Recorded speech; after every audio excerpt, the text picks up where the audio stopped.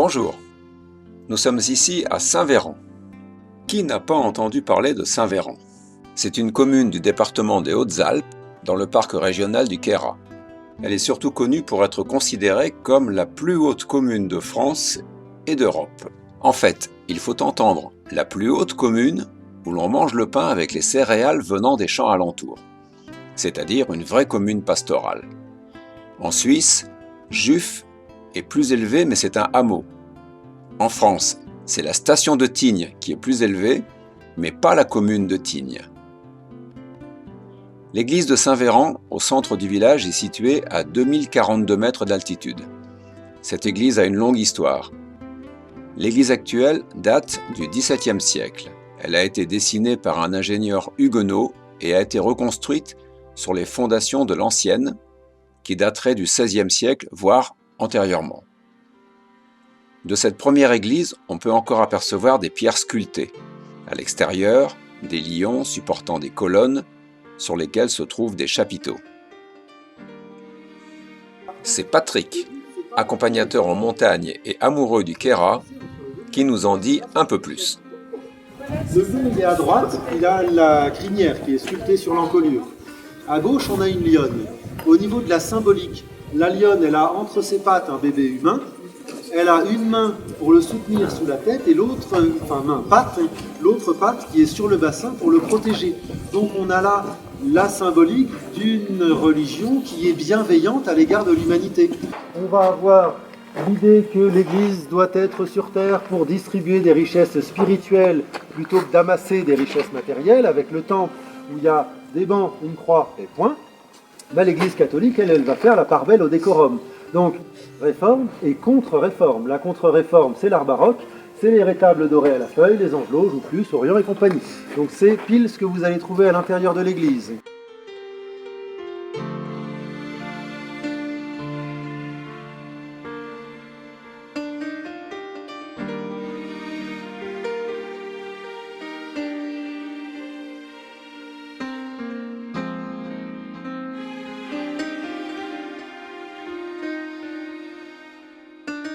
La commune a 290 habitants et vit maintenant essentiellement du tourisme. En saison, elle peut accueillir 1800 personnes, mais reste une station familiale très conviviale. Saint-Véran entretient un patrimoine de maisons traditionnelles, de fontaines, de croix de mission et de cadrans solaires. Les constructions de Saint-Véran résultent de l'adaptation dès le Moyen-Âge à la vie en haute altitude et sont un modèle unique en Europe. Les maisons traditionnelles, c'est encore Patrick qui en parle le mieux. La maison ici, c'est une des plus vieilles maisons du village de Saint-Véran. C'est également un musée. Si vous revenez un coup, allez vous balader dans le musée, c'est assez intéressant, puisqu'on a réorganisé la maison comme si Mémé était encore dedans. La maison, c'est une fuste. Les rondins, c'est du bois et du mélèze. La date d'édification de la maison, on la retrouve sur le linteau de la porte. On a des chiffres et des lettres. On a W, F, S, P, 1, 6, 4, 1, V et A. Ce sera 1641. La date d'édification de la maison. Ce W, ce sont en fait deux V qui sont entrelacés. C'est l'abréviation du provençal Viva Vita, longue vie A, longue vie aux personnes dont les initiales sont mentionnées ensuite, à la date d'édification de la maison. Ici, alors à Saint-Véran, mais comme dans tous les pays de montagne, c'est le froid le problème. Donc on va essayer d'avoir au moins une pièce à peu près chaude. La pièce du rez-de-chaussée, c'est donc la pièce chaude de la maison, et par conséquent, c'est la seule pièce de vie de cette maison, dans laquelle toute la famille va se rassembler, et cette pièce de vie, on va la partager l'hiver avec le bétail, et les vaches notamment. Il y avait 8 mois d'hiver, parce que pour les paysans, il y a 8 mois pendant lesquels l'activité agricole à l'extérieur, c'est rideau. La terre est gelée, elle est couverte de neige, et quand ça commence à fondre, les nuits sont encore vachement froides, et donc ça continue à geler éventuellement. Il y a 8 mois pendant lesquels il va donc falloir nourrir artificiellement les bêtes avec le produit du travail des 4 autres mois qu'on appelait les 4 mois d'enfer. Pendant 4 mois les plus chauds de l'année, il fallait travailler comme un damné pour pouvoir espérer survivre les 8 mois d'hiver qui allaient suivre. On avait donc besoin d'une ferme colossale pour pouvoir engranger le fourrage. Nous, la grande porte qu'on voit ici, c'est la porte de la grange. Toute la partie bois, c'est la grange. Avec quoi est-ce qu'on va construire notre maison? On a défriché du mélèze. Ce mélèze, dans un premier temps, on s'était rendu compte qu'il poussait vachement droit, c'était super pour faire des poutres. Et à l'usage, on s'est rendu compte qu'en plus, il était imputrescible. Donc c'est lui qu'on va privilégier. On va donc avoir le petit soubassement en maçonnerie et ensuite du bois. Le bois, là, quand on le met en œuvre, c'est assez facile de mettre les troncs les uns au-dessus des autres. L'assemblage, c'est comme le chalet suisse avec lequel vous avez joué quand vous étiez petit, peut-être, hein, avant que les Lego en plastique ça arrive. On avait les petits chalets en bois, là. Donc c'est des troncs qui sont échancrés et qui s'emboîtent l'un dans l'autre. Ce qui va donner de la solidité à la maison, parce qu'il a beau être imputrescible, le bois il travaille quand même. Et donc le bois en se rétractant, il brille un petit peu, il y a un tronc qui tourne à droite, l'autre qui tourne à gauche, l'assemblage fait que ça va se mettre en pression tout ça, parce qu'ils ne peuvent pas bouger plus que ce que l'assemblage leur permet. La maison à Saint-Véran, on va donc la trouver plutôt étroite et haute. Étroite parce que pour que ce soit solide, on va essayer de travailler avec des troncs entiers.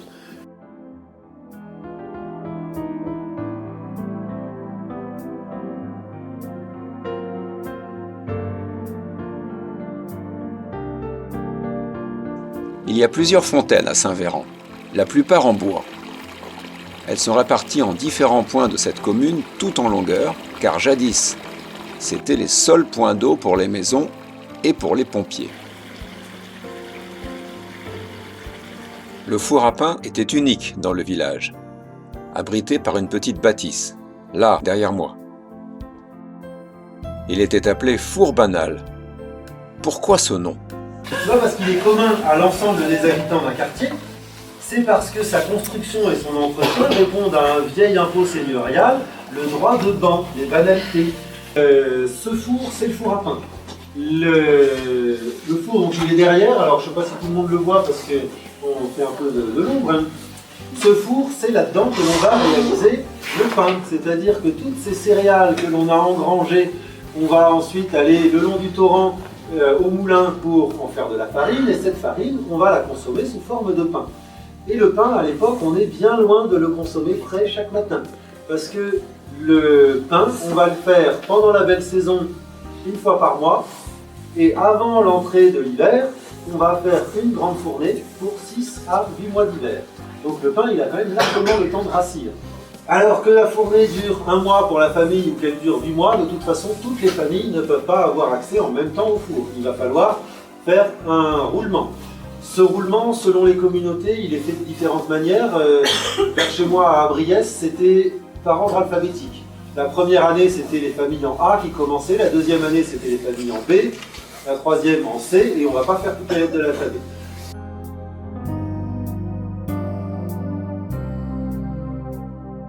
Une croix de mission est un monument érigé en souvenir du passage d'un missionnaire venant apporter la bonne parole aux paroissiens après une tourmente révolutionnaire. Il fallait, pour les représentants de l'Église catholique romaine, restaurer la pratique religieuse. Il y a 6 croix de mission à Saint-Véran. Chacune des croix porte les symboles de la Passion du Christ. On ne compte pas moins de 24 cadrans solaires à Saint-Véran. Les plus anciens datent du XIXe siècle. Le propriétaire du cadran pouvait exprimer ses sentiments profonds par la devise qui était gravée, souvent en latin, mais aussi en français ou même en langue régionale. Le cadran solaire, c'est plutôt ce que l'on va qualifier de signe extérieur de richesse. Le cadran, en fonction de l'exposition de la façade sur laquelle il est dessiné, là, il va donner des heures un petit peu différentes. Là, ici, on a les heures de 9h le matin à 7h le soir. Donc, on a une façade sud avec l'ensemble de la journée ensoleillée. Façade à l'est, vous aurez les heures du matin. Sur une façade à l'ouest, vous aurez les heures de l'après-midi. Et sur une façade au nord, vous aurez les heures de ceux qui n'ont rien compris à ce que je viens de dire.